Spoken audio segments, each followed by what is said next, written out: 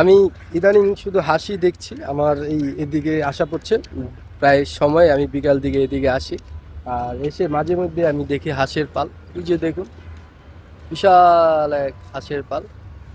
খুবই ভালো লাগে আসলে, যে নদীর বুকে হাঁসের হাঁসের পাল দেখতে খুবই ভালো লাগে। আর ওই যে দুজন দেখতেছেন নৌকা নিয়ে, ওরাই এই হাঁসগুলোকে দেখাশোনা করে। আর এখনই হয়তো সিজন হাঁস পালনের, কারণ পানি শুকিয়ে গেছে। শীত মৌসুমে আসলে নদীতে প্রচুর হাঁস দেখা যায়, যেটা বর্ষা মৌসুমে দেখা যায় না।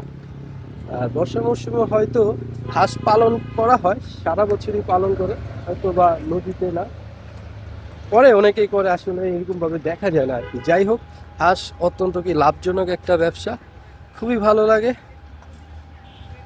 আর কি বলবো, আপনারাও এরকম হাঁস পালন করতে পারেন, এখনই হাঁসের একটা সিজন।